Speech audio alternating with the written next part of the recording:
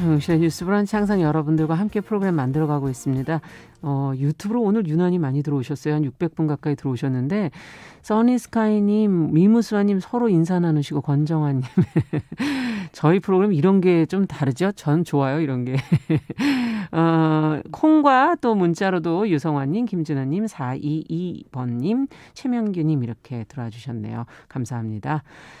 자, 오늘도 저희는 뉴스픽으로 시작을 하겠습니다. 더공감 여성정치연구소의 송문희 박사님 안녕하세요. 네, 안녕하세요. 봄이네요. 네. 정용실의 뉴스 브런치를 네. 사랑방으로 바꿔야 되나요? 이름을 아예 바꿀까요? 왠지 그런 분위기죠. 자, 전혜연 사평론가 안녕하십니까? 안녕하세요. 예전에 어떤 분들이 정영식의 네. 한정식, 뭐 밥상 이런 걸 하자는 의견도 있었습니다. 아직도 있어요. 아직도 있으니까. 네. 네. 코로나 상황이 좀 빨리 나아져서 그죠? 좋은 네. 분들 모여서 밥 한 끼 했으면 하는 마음이 또 듭니다. 그러네요. 자, 오늘 첫 번째 뉴스는 이낙연 더불어민주당 대표가 192일의 짧은 임기를 이제 마치고 어제 퇴임 기자간담회를 열었다는 소식이 있어서 어떤 이야기들이 거기서 나오게 됐는지 저희도 같이 한번 정리를 좀 해볼까요? 송 박사님께서 좀 정리해 주시죠. 네, 지난해 8월에 이낙연 더불어민주당 대표가 당대표로 선출됐습니다. 당시에 별명이 있었어요. 어대낙. 어차피 대표는 이낙연이다. 그만큼 이제 압도적인 그 지지를 받으면서 올랐는데 192일만 즉 한 6개월 정도 됐죠. 네네. 어제 당대표에서 물러났는데 왜 그러냐. 내년 3월 9일인 대권에 도전하기 위해서입니다.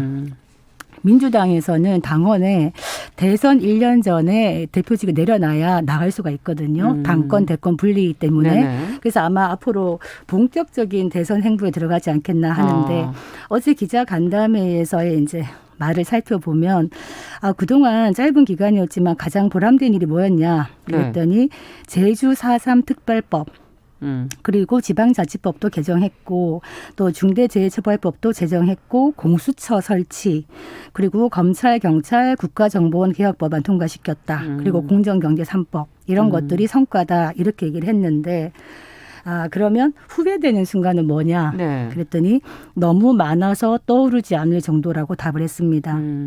사실 당대표가 되고 나서 그 높았던 어떤 지지도에서 좀 많이 까먹은 부분이 있어서 이것이 향후 숙제일 텐데 이 부분에 대해서는 이 이낙연 대표가 이익과 손해를 따지기 전에 지난해 여름으로 돌아갔어도 비슷한 선택을 했을 거다 이렇게 답을 했습니다.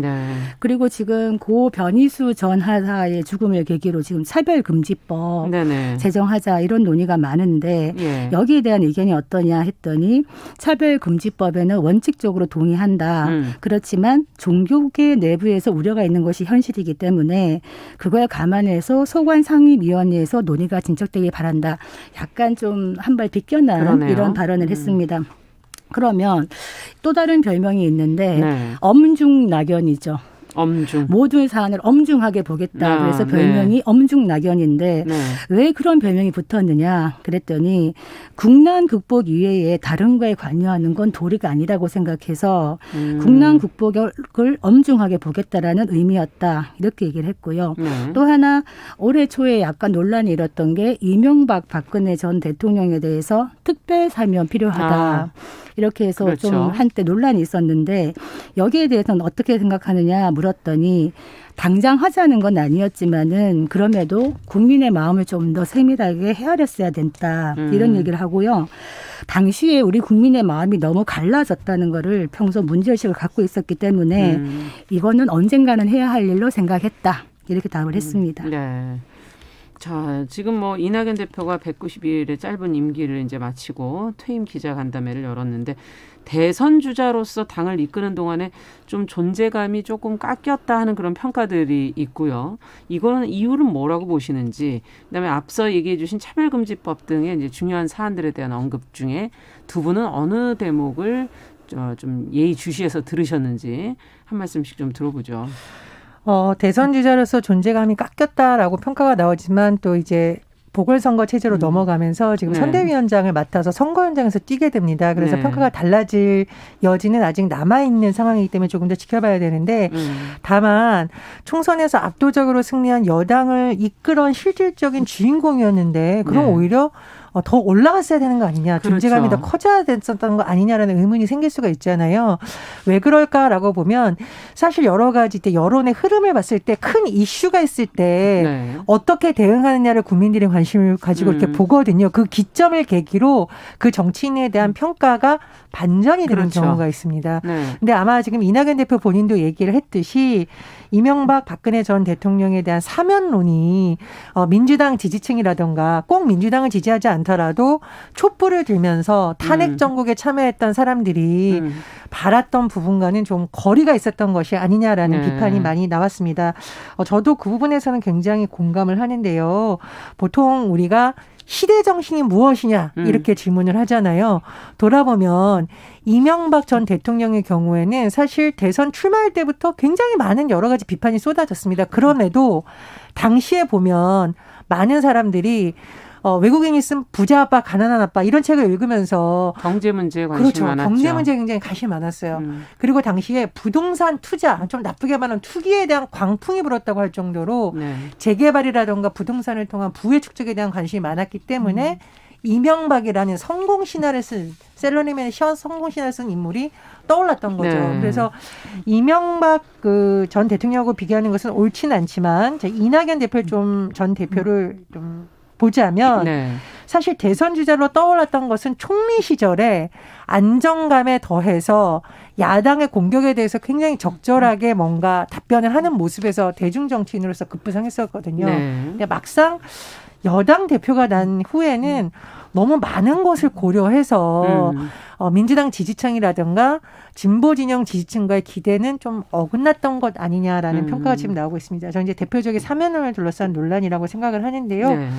저는 당시에 많은 사람들이 국민 통합을 얘기를 했지만 사실은 희생자들이 있는 여러 가지 역사적 사건에서 국민 통합을 얘기하는 게 자칫하면 그냥 본인의 이미지 관리를 그렇죠. 위해서 과거의 얘기를 꺼내는 거 아니냐는 비판을 불러올 수 있다라고 봅니다. 그래서 이낙연 전 대표가 이런 부분에 대해서 아픈 공부가 됐다 이렇게 표현을 했네요. 그래서 앞으로 국민들이 원하는 것이 조금 더 섬세하게 읽었으면 좋겠다는 생각이 들고요. 또 하나 좀 아픈 부분을 짚자면 네. 이 어떤 성인지 감수성이라든가 인권 문제에 있어서 민주당이 과거의 관습에 젖어 있는 면을 조금 더 과감하게 탈피했으면 좋았었겠다라는 아쉬움이 많이 듭니다. 네. 물론 이것은 이낙연 대표의 문제라기보다는 그동안 큰 정당들이 쌓아왔던 문제들이 터진 것이라고 볼 수 있겠죠. 그러나 어떤 사건이 터진 이후에 빠르게 진심으로 사과하고 이런 일이 일어나지 않도록 정말 국민들이 보기에 적절한 수준의 대책을 내놨냐에 대해서는 조금 평가가 그렇게 좋지만은 않습니다. 그래서 앞으로 이낙연 대표가 선거 과정에서도 이런 부분에 더 좀 더 주의를 이슈들이 계속 나올 수가 있죠. 그렇죠. 좀 더 네. 주의했으면 좋겠고 제가 선거를 뛰는 분들한테 꼭 당부하고 싶은 것이 선거가 가열이 되면은요. 이 상대방을 공격하려고 무리수를 쓰는 경우가 많은데 이게 상대방 공격이 아니라 장애인, 여성, 외국인 노동자를 비롯해서 예. 우리 사회 약자를 빌어서 농담을 한다거나 비하하는 말은 쏟아지는 경우가 많습니다. 네. 그래서 민주당이든 뭐 다른 정당이든 이런 부분 각별히 좀 주의했으면 하는 바람이 이번 듭니다. 선거에서만. 네. 네. 사실은 이제 아까 시대 정신 얘기를 했는데 이낙연 대표가 이제 당 대표라는 이 훈장을 떼어놓고 나서 이제는 정말 자기 정치를 시작할 수 있다. 그동안 당 대표였기 때문에 사실은 정부의 정책과 대통령과 연동되어 갈 수밖에 없는 그렇죠. 한계가 있었을 겁니다. 그런데 앞으로는 이제 이런 부담에서 벗어나서 현 정부의 어떤 정책들에 대해서 부족한 부분이 있다면 이걸 자기의 정치력으로 제대로 제시하고 나가는 이런 돌파력을 보여줄 수 있는 근거가 생길 수 있다. 네. 그래서 아마 퇴임 기자 간담회에서 이런 말을 했어요. 자기를 얘기를 하면서 이낙연 대표가 자기에 대해서 화이팅이라는 건배사를 누가 했다.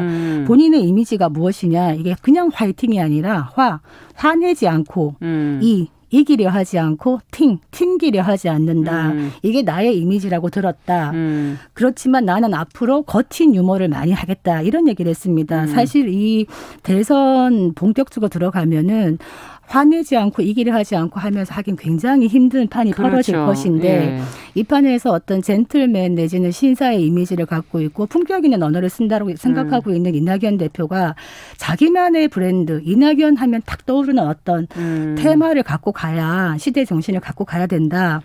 본인은 지금 얘기하고 있는 게 신복지와 혁신 성장을 시대 정신이라고 얘기하고 있습니다. 네. 일테면은 코로나 이후에는 이게 장기화되고 있다면은 아마 어떤 부의 양극화라든가 이런 것 때문에 분명히 복지 그러면서 성장 이런 문제가 논의가 될 텐데 이 이재명 지사가 딱 떠오르는 게 기본소득 얘기를 하잖아요. 그렇다면 여기에서 다른 차별점을 가지는 복지 정책을 어떻게 얘기할 것인가 네. 이런 것들부터 해가지고 당에서는 이재명 지사와의 경쟁에서 이겨야 되는 것이고 그렇죠. 또 아니라면 친문에서 한편에서는 대선에 이낙연 대표가 좀 약한 게 아닌가 후보가 그러면 제3의 임무를 한번 해볼까 이런 이야기도 나오고 있는 판이기 때문에 당내에서도 어려움이 있을 것이고 또 바깥을 보면 윤석열 총장이 또 뜨면서 야권이 어떻게 재편되느냐에 따라서 또 달라질 수 있는 것이기 때문에 네. 앞으로 1년은 이낙연 대표에게는 전 대표에게는 도전의 시기가 될 것이다. 이런 생각이 듭니다. 저는 더 한마디만 덧붙이자면 제가 이제 시대 정신을 강조한 이유가 뭐냐면은요. 우리가 이명박 전 대통령에 대해서 비판적일 수밖에 없는 것은 설사 일부 국민들이 당시에 재테크에 관심이 많았다고 하더라도 정부가 그것을 나쁜 쪽으로 유도한다거나 혹은 그것을 이용하는 사람들의 차익을 편취하는 것을 방치해서는 안 되거든요. 그렇죠. 그런데 우리가 참 이명박 박근혜 전 대통령을 보면서 안타까웠던 부분들이 그렇지 국민의 기대와는 좀 어긋나는 부분들이 많이 된 거잖아요. 그래서 사실 지금 대선 주자들이 대중들이 환호하는 목소리만 들을 것이 아니라 환호하지 못하는 많은 사람들의 목소리도 담아내야 된다고 봅니다. 그렇죠. 그래서 사실 저는 어제 기자간담회의 내용을 쭉 봤을 때 차별금지법에 대해서 민주당이 계속 이렇게 좀 미적지근하게 대응하는 것은 좀 아니다라는 생각이 듭니다. 그래서 그런 부분이 있어서 만약 앞으로 이제 본인 정치를 하는 시점에 있어서는 조금 더 선명한 목소리를 이제는 내야 된다라고 생각을 하는 거요. 또 하나 그럼에도 불구하고 당대표 시절 잘한 부분을 꼽으라면 4.3 특별법 본인도 얘기를 했는데 네. 이것은 정말 칭찬해 줄 만하다고 생각을 합니다. 이게 당장 대중으로부터 지지율을 끌어올리는 법안은 아니에요. 그러나 반드시 해결해야 될 과제를 제도 안에서 입법을 통해서 해결하려고 한 부분은 굉장히 긍정평가합니다. 네. 그래서 앞으로 우리가 대선 주자의 말 한마디가 뉴스가 되기도 하고 사회 여론에 많은 영향을 미치게 되는데 대선에 뛰어들건 존재감을 키우려는 정치인들이던 너무 상대를 공격하는 소위 말하는 증오의 정치만 하는 것이 아니라 네. 우리가 대선은 미래투표라고 하거든요. 네. 미래의 비전을 보여주는 것도 좀 많이 했으면 좋겠다라는 이런 바람입니다. 저는 그 미래 비전 중에 이낙연 전 대표가 얘기한 것 중에요. 돌봄 국가 책임제를 얘기하고 있더라고요. 네. 저는 이 부분은 관심 있게 보고 국민들에게 계십니까? 관심이 있을 것 같다. 네. 왜냐하면 이런 얘기를 해요. 지금 이 코로나19 때문에 경제 활동을 포기하는 부모 아니면 직장을 잃는 부모가 많아지고 있는데 부모가 직장을 잃어서 가난해지면 아이가 또 교육을 그렇죠. 못 받고 그렇다면 이런 빈곤이 악순환된다. 이걸 끊기 위해서는 아이들이 가정, 동네, 어린이집, 유치원, 학교 어디에 있든 공공의 돌봄을 받아야 된다. 이런 얘기를 하고 있는데 이거는 누가 얘기하든 아마 국민에게 와닿는 이야기가 아닌가 싶어서 앞으로 이런 의제들을 계속 발굴해내고 얘기하는 후보들에게 네. 국민들은 마음이 가지 않겠는가 이런 생각이 듭니다. 네. 이번 보궐선거는 시간이 짧고 정책에 대한 얘기가 많이 언급되지는 않지만 대선의 과정에서는 저희 프로가 좀 더 이런 정책적인 부분을 조금 더 짚어서 하나하나 좀 들여다봤으면 좋겠습니다. 두 분의 역할 기대하고요. 자, 지금 마침 얘기해 주신 지금 교육 부분에서의 빈곤의 악순환 관련된 뉴스가 있어서 이 뉴스도 좀 들여다보도록 하죠. 정부가 지난해 사교육비 조사 결과를 발표를 했는데 교육 격차가 커졌다 이런 지금 자료가 나오고 있습니다. 교원단체들이 이에 대한 대책을 지금 요구하고 나섰는데요. 어떤 목소리가 나오고 있고 조사 결과 내용은 어떤 것인지 전혜연 평론가께서 좀 정리해 주시죠. 보통 교육 문제를 얘기를 하면 본인의 사례를 들어서 많이 얘기를 하시거든요. 네. 그래서 제가 퀴즈를 한번 내보겠습니다. 본인의 사례를 벗어나서 우리나라의 통계상으로 나왔을 땐 이것이 어떨까 한번 생각을 해보시면 조금 이해가 쉬울 것 같습니다. 자, 교육부에서 전국 3,000개 초중고 학생 8만 명을 대상으로 지난해 3월에서 5월, 7월에서 9월 6개월간 지출한 사교육비 조사해서 결과를 공개했어요. 이게 2020년도 관련한 통계입니다. 자, 제가 퀴즈 한번 내보겠습니다. 1번 사교육비가 줄었다. 맞다 아니다. 올해 2020년입니다. 20년에 줄었겠죠 좀. 예, 총액은 줄었습니다. 네. 총액을 비교해 봤더니 전체 초중고 학생 1인당 월 평균 사교육비가 28만 9천 원이었어요. 사교육비 총액 9조 3천억 원이긴 하지만 전년보다 10.1%포인트, 11.8%포인트 감소를 했습니다. 네. 그러면 사교육비 열기가 뭐 줄었나? 그렇다기보다는 사실 방역 상황에서 학원에 가기 어렵거나 문을 닫은 경우가 많았지 않습니까? 등등의 영향도 있고 또 일부 같은 경우에는 경제적으로 어려우니까 조금 줄였을 수도 있겠죠. 예. 총액만 보면 줄었어요. 총액만 보면. 자, 그럼 2번. 고등학생의 사교육비는 줄었다, 늘었다? 늘었습니다. 예. 예. 그러니까 제가 말씀드린 통계를 잘 봐야 된다는 것이 교육부에서 발표한 통계의 큰 덩어리를 보면 초중고 합산 통계입니다. 그렇죠. 그런데 고등학생만 떼서 보니까 엄마 아빠들이 그래도 고등학생 보내야 돼라고 생각을 했는지 사교육비가 오히려 38만 8천 원 월 평균으로 예. 전년도 대비 5.9% 상승을 했고요. 총액도 늘었어요. 3조 1천억 원에 달한다고 합니다. 고등학생들 사교육비만 이건 잡은 건데요. 네. 자, 그러면 세 번째. 소득별로 격차가 줄었다, 늘었다.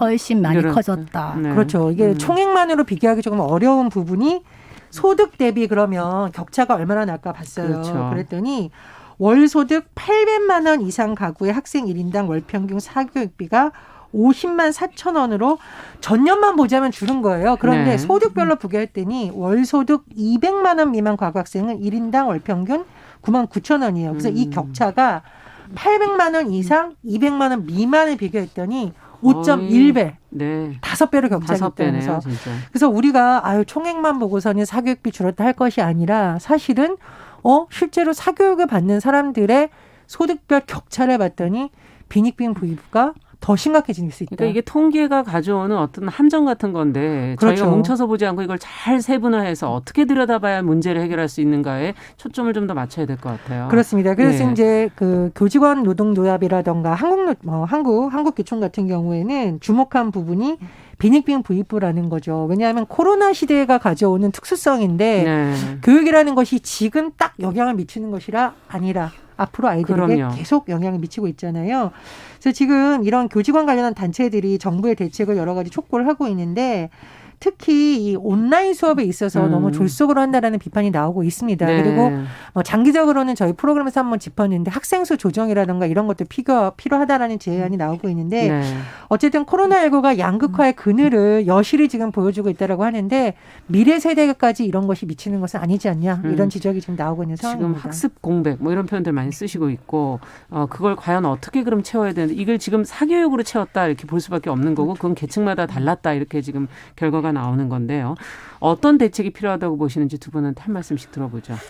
사교육에 대해서는 평소에도 저희가 공교육이 지금 무너지고 있기 때문에 사교육이 공교육을 대체하는 수준으로까지 가고 있기 때문에 이거 참 심각한 문제다. 이런 얘기를 했는데 이 국가교육정책 한번 제대로 얘기하는 사람이 있으면은 진짜 국민들이 볼 것 같은데요.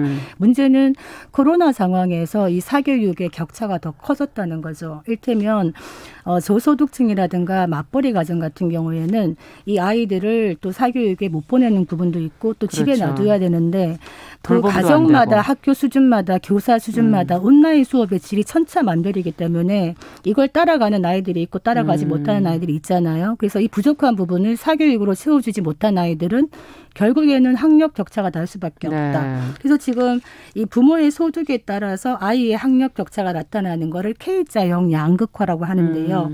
이게 정말 심각한 것이 계속적으로 이게 지속이 된다면은 아이들의 기초 학력 자체가 많이 저하될 겁니다. 특히 초등학생들이 처음 학교 가서 따라가지를 못하면은 그 다음 단계가 넘어갈 수 없거든요. 그렇죠. 그래서 제가 작년에도 늘 얘기를 했습니다만 네. 학교 문을 제발 좀 열어라. 물론 방역의 이야기를 합니다만 이 방역 수칙이나 어떤 학교의 안전을 철저하게 하면서 아이들을 일단 학교를 보내서 교문을 열고 학교 안에서 이 아이들을 어떻게든 교육을 하고 방역을 해야 되는데 교육부에서는 일단 이 방역 상황하고 연계해가지고 조금 높아지면 아이들을 일단 학교를 못 오게 하고 그러면 이 아이들이 또 방치가 되는 것이거든요. 네, 일단 학교를 열고 일단 열어야 된다. 수업을 해보자. 지난 그 안에서. 1년은 어떻게든 근근히 왔습니다만 만약에 올해까지 이렇게 된다면 우리 아이들이 2년간을 거의 방치가 될 수도 있는 부분이기 그렇죠. 때문에 교육당국이 좀 더 세밀하게 들여다봐야 되는데 학생 수를 좀 줄여야 됩니다. 네. 한 학급당 20명 얘기를 하고 있는데 그 정도로 줄여가지고 알겠습니다. 아이들을 등교시켜야 되겠다. 이런 네. 생각이 듭니다. 전혜연 평론가께서도 한 말씀해 주시죠. 뭐 장기적으로는 여러 가지 있겠습니다. 단기적으로만 보면 지금 화상 수업이라던가 온라인 수업 오류 문제가 지금 계속 지적이 나오고 있습니다. 그 부분도 개선이 필요하죠. 맞습니다. 장기적으로는 말씀해 주신 부분이 필요한데 단기적으로 일단 이런 문제라도 현장의 어려움을 교육당국에서 해결해 줬으면 하는 바람입니다. 네. 자, 오늘 두 분 말씀 잘 들었습니다. 뉴스픽 전혜연 평론가, 더공감 여성정치연구소 송문희 박사 두 분과 함께했습니다. 감사합니다. 감사합니다. 정용실의 뉴스 브런치 듣고 계신 지금 시각 10시 28분 향해 가고 있고요. 라디오 정보센터 뉴스 듣고 오겠습니다.